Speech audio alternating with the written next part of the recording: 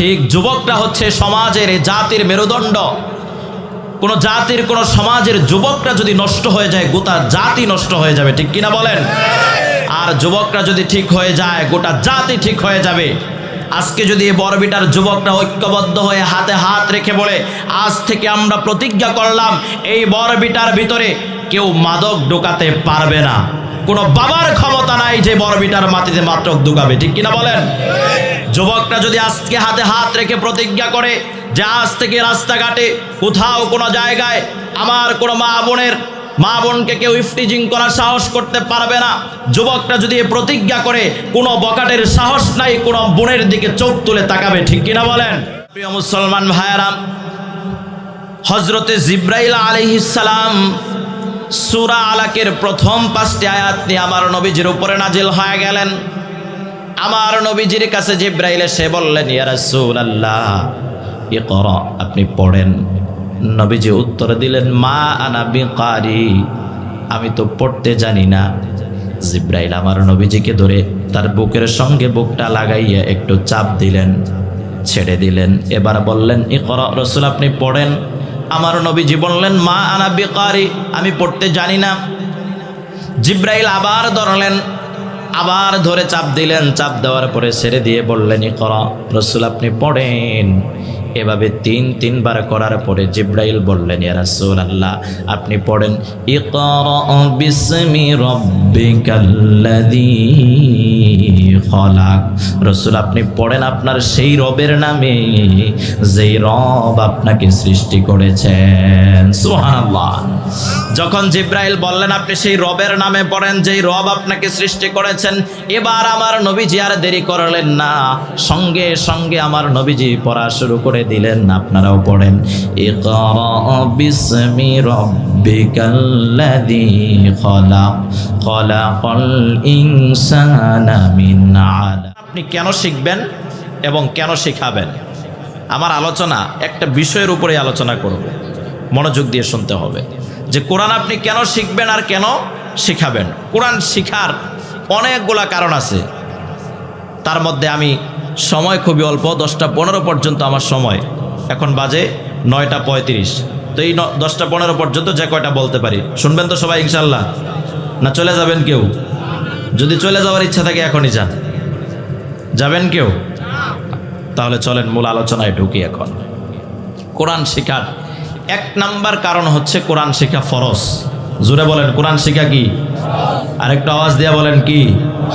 সবাই বললেন না, যারা জবান বন্ধ করে বসেছিলেন তারাও বলেন, কোরআন শিখা কি? কোরআন শিখা যে ফরজ, এই ফরজটা কি আমি করছি? আমার বাপ করছে? আপনাদের এলাকার মেম্বার করছে? ফরজ করেছেন কে? জোরে আওয়াজ দিয়া বলেন কে? প্রিয় মুসলমান ভাইয়েরা আমার,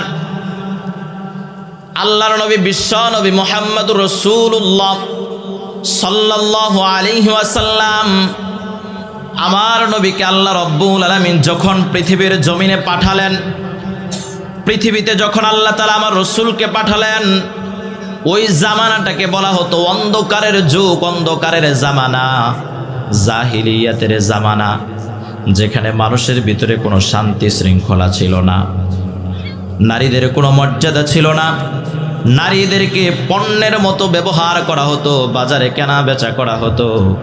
ওই জামানায় যদি কোনো বাবার কন্যা সন্তান হতো, নিজেকে সে অনেক বড় অপরাধী মনে করতো। হারে আমি না জানি কত বড় অন্যায় করেছি, কত বড় পাপ করেছি, আমার পাপের শাস্তি হিসেবে আল্লাহ রাব্বুল আলামিন আমাকে কন্যা সন্তান দান করেছে। নাউজুবিল্লাহ বলেন। তাহলে কেমন অন্ধকারের যুগ ছিল ওই সময়? আল্লাহ রাব্বুল আলামিন আমার রাসূলকে পৃথিবীতে পাঠালেন। আমার নবী রাসূলের বয়স যখন 17 বছর বয়স, কত বছর? জোরে বলেন কত? রাসূলের বয়স যখন 17 বছর বয়স, আমার নবীজি তখন মানুষের ভিতরে কিভাবে শান্তি ফিরে আনা যায়, কিভাবে বৈষম্য দূর করা যায়, নারীদের অধিকার কিভাবে নিশ্চিত করা যায়, এই চিন্তা করে আমার নবীজি মক্কার যুবকদেরকে নিয়ে একটা সংগঠন তিনি প্রতিষ্ঠা করলেন। আর এই সংগঠন যাদেরকে নিয়ে প্রতিষ্ঠা করলেন তারা ছিল প্রত্যেকেই যুবক। যুবকদেরকে নিয়ে আমার নবীজি যে সংগঠন প্রতিষ্ঠা করলেন, আর এই সংগঠনের নাম দিলেন হিলফুল ফুজুল। সুবহানাল্লাহ বলেন। কি প্রতিষ্ঠা করলেন? সংগঠন। আর এই সংগঠন কাদেরকে নিয়ে প্রতিষ্ঠা করেছেন? যুবক ভাইয়েরা কথা কয় না। কাদেরকে নিয়ে? যুবকদেরকে নিয়ে প্রতিষ্ঠা করেছেন। কেন? কারণ যুবকরা হচ্ছে একটা জাতির, একটা সমাজের মেরুদণ্ড। আপনার মেরুদণ্ডের পিঠে যে মেরুদণ্ডের হাড় আছে, এই মেরুদণ্ডের হাড় যদি একবার ভেঙে যায় তাহলে আপনি আর কোনোদিন সোজা হয়ে দাঁড়াতে পারবেন না। কথা ঠিক কিনা? ঠিক যুবকরা হচ্ছে সমাজের, জাতির মেরুদণ্ড। কোনো জাতির, কোনো সমাজের যুবকরা যদি নষ্ট হয়ে যায় গোটা জাতি নষ্ট হয়ে যাবে। ঠিক কিনা বলেন? আর যুবকরা যদি ঠিক হয়ে যায় গোটা জাতি ঠিক হয়ে যাবে। আজকে যদি এই বরবিটার যুবকরা ঐক্যবদ্ধ হয়ে হাতে হাত রেখে বলে, আজ থেকে আমরা প্রতিজ্ঞা করলাম এই বরবিটার ভিতরে কেউ মাদক ঢোকাতে পারবে না, কোনো বাবার ক্ষমতা নাই যে বরবিটার মাটিতে মাদক ঢুকাবে। ঠিক কিনা বলেন? যুবকরা যদি আজকে হাতে হাত রেখে প্রতিজ্ঞা করে যে আজ থেকে রাস্তাঘাটে কোথাও কোনো জায়গায় আমার কোনো মা বোনকে কেউ ইফটিজিং করার সাহস করতে পারবে না, যুবকরা যদি প্রতিজ্ঞা করে কোনো বকাটের সাহস নাই কোনো বোনের দিকে চোখ তুলে তাকাবে। ঠিক কিনা বলেন? প্রিয় ভাইয়েরা আমার, কারণ যুবকদের ভিতরে আল্লাহ তাআলা এই পাওয়ার দিয়েছেন, এই ক্ষমতা, এই শক্তি, এই সাহস আল্লাহ তাআলা যুবকদেরকে দিয়েছেন। এজন্য আমার নবীজি যুবকদেরকে নিয়ে এই সংগঠন প্রতিষ্ঠা করলেন। আর এই সংগঠনের মূল কার্যক্রম ছিল মানুষের মধ্যে শান্তি ফিরিয়ে আনা। প্রিয় ভাইয়েরা আমার নবীজি 17 বছর বয়স থেকে নিয়ে 40 বছর বয়স পর্যন্ত এই সংগঠনের কিছু নিয়ম নীতি দিয়ে, কিছু ধারা দিয়ে মানুষের মাঝে শান্তি ফিরিয়ে আনার চেষ্টা করলেন। কিন্তু আমার নবীজি পরিপূর্ণ শান্তি আনতে পারলেন না, তিনি ব্যর্থ হলেন। আমার নবীজি ব্যর্থ হয়ে মানুষের চিন্তা ভাবনা নিয়ে হেরা পর্বতের গাড়ে হেরার মধ্যে আল্লাহর ধ্যানে মগ্ন হয়ে পড়লেন। চিন্তা একটা, কিভাবে মানুষের মধ্যে শান্তি ফিরিয়ে আনা যায়, কিভাবে নারীদের অধিকার নিশ্চিত করা যায়, এ চিন্তা নিয়ে, ভাবনা নিয়ে আমার নবীজি হেরা পর্বতের গাড়ে হেরার মধ্যে আল্লাহর ধ্যানে মগ্ন হয়ে পড়লেন। আল্লাহর নবীজি যখন ধ্যানে মগ্ন থাকতেন, হঠাৎ করে একদিন আল্লাহ রাব্বুল আলামিন হযরতে জিবরাইল আলাইহিস সালামের মাধ্যমে পৃথিবীর মহা শান্তির বার্তা দিয়ে কোরআনুল কারীমের সূরা আলাকের প্রথম 5টি আয়াত দিয়ে আমার নবীজির কাছে পাঠিয়ে দিলেন। সুবহানাল্লাহ। পৃথিবীর সবথেকে মহা শান্তির বার্তা হচ্ছে কোরআন। ঠিক কিনা বলেন? কোরআন যেখানে আছে সেখানেই শান্তি আছে না নাই? কিন্তু কোরআন যেখানে নাই সেখানে শান্তি আছে না। এজন্য আমরা যদি শান্তি চাই তাহলে আমাদের সবাইকে ঐক্যবদ্ধ হয়ে এক কোরআনের ছায়াতলে আশ্রয় নিতে হবে। ঠিক কিনা বলেন?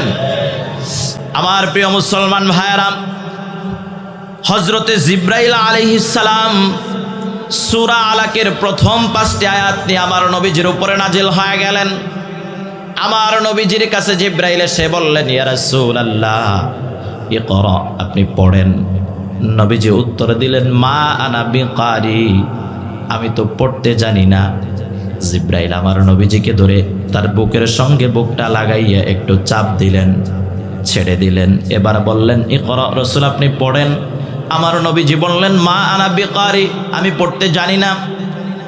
জিবরাইল আবার ধরলেন, আবার ধরে চাপ দিলেন, চাপ দেওয়ার পরে ছেড়ে দিয়ে বললেন, ইকরা রাসূল, আপনি পড়েন। এভাবে 3বার করার পরে জিবরাইল বললেন, ইয়া রাসূলুল্লাহ আপনি পড়েন, ইকরা বিসমি রাব্বিকাল্লাযী খলাক। রাসূল আপনি পড়েন আপনার সেই রবের নামে যেই রব আপনাকে সৃষ্টি করেছেন। সুবহানাল্লাহ।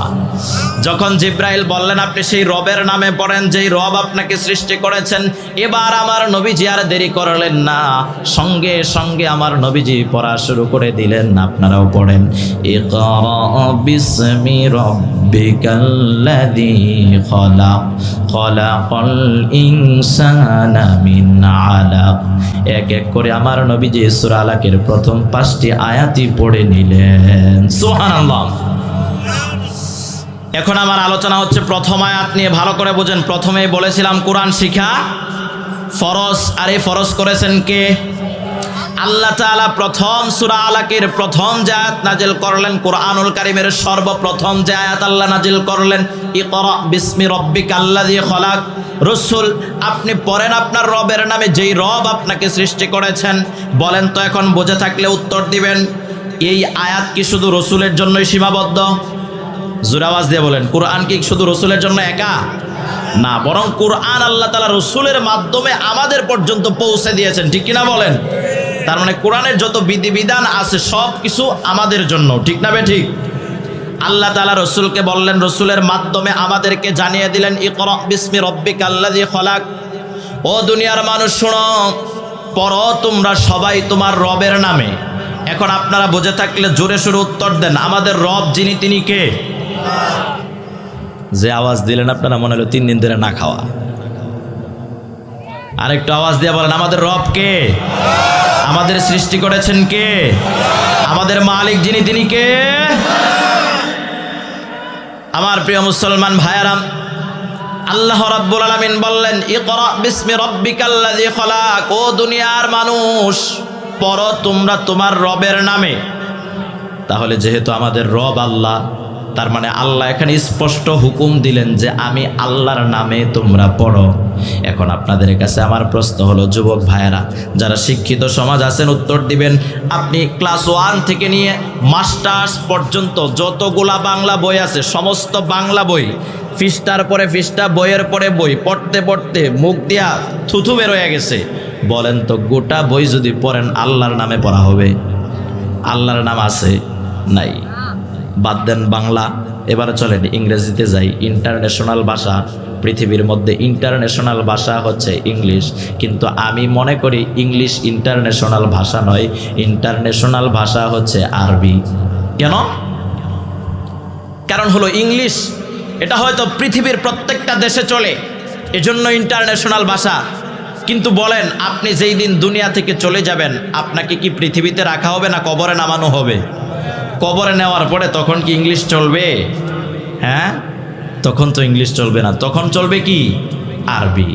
দুনিয়ায়ও আরবি চলে, পরকালেও আরবি চলবে, মরার পরেও আরবি চলবে। তার মানে আমার হিসাবে ইন্টারন্যাশনাল ভাষা হচ্ছে আরবি। তবে যাই হোক, দুনিয়ার মানুষ যেহেতু দিয়েছে ইন্টারন্যাশনাল ভাষা ইংলিশ, ইংলিশটাই ধরেন। এখন আপনি একটা ইংরেজি বই কিনলেন, কেনার পরে ABCD যা আছে 26টা লেটার সব কিছু শিখলেন। শেখার পরে এমন কোনো ইংলিশ বই নাই যেটা আপনি পড়তে পারেন না, সমস্ত বই আপনার মুখস্থ। বাপরে বাপ, এমন ব্রেনি স্টুডেন্ট তো জীবনে দেখি নাই, সব ইংলিশ বই মুখস্থ। এখন বলেন, কিয়ামত পর্যন্ত যদি আপনি সব ইংলিশ বই প্রতিদিন পড়েন, আল্লাহর নামে পড়া হবে? আল্লাহর নাম আছে? যুবক ভাইরা জোরে আওয়াজ দেন, আছে? তাহলে প্রিয় ভাইরা আমার, বাংলা বই পড়তে পড়তে আপনি শেষ করে ফেললেন, আল্লাহর নামে পড়তে পারলেন না। কিন্তু আল্লাহ তো বলছেন যে আমার নামে পড়তে হবে, আল্লাহর নামে পড়তে হবে। ইংলিশ বই পড়তে পড়তে শেষ করে ফেললেন, আল্লাহর নামে পড়তে পারলেন না। কিন্তু আল্লাহর হুকুম হলো আল্লাহর নামে পড়তে হবে। আমার প্রিয় মুসলমান ভাইরা, এখন আপনাদের কাছে আমার প্রশ্ন, বলেন তো পবিত্র কোরআনুল কারীমের মধ্যে আল্লাহ সূরা দিয়েছেন কয়টা? 114টি সূরা দিয়েছেন। এখন বুঝে থাকলে বলেন তো, এই 114টি সূরার মধ্যে আল্লাহর নাম আছে না নাই? কোরআনের প্রত্যেকটা পৃষ্ঠায় আল্লাহর নাম আছে না নাই? কোরআনের প্রত্যেকটা লাইনে লাইনে, আয়াতে আয়াতে আমার রব আল্লাহর নাম আছে না নাই? তার মানে আমার প্রিয় ভাইরা, যদি আপনি আল্লাহর নামে পড়তে চান, তাহলে কোরআন শিখার বিকল্প নাই। আল্লাহর হুকুম হচ্ছে কি? ইকরা বিসমি রাব্বিকাল্লাযী খলাক। পড়ো আমি আল্লাহর নামে, রবের নামে। এখন রব হচ্ছেন কে? আল্লাহ। তার মানে পড়তে হবে আল্লাহর নামে। এখন বাংলা পড়লেও আল্লাহর নামে পড়া হয় না, ইংরেজি পড়লেও আল্লাহর নামে পড়া হয় না। কিন্তু কোরআন যদি আপনি পড়েন, তাহলে বলেন আল্লাহর নামে পড়া হয় কি হয় না? যেহেতু আল্লাহর আদেশ, আর যেখানেই আল্লাহর আদেশ সেটাই হচ্ছে ফরজ। তাহলে কোরআন শিখা যে ফরজ, প্রমাণ পাইছেন? কোরআন শিখা, কোরআন আল্লাহর নামে পড়া কার আদেশ? আল্লাহর আদেশ।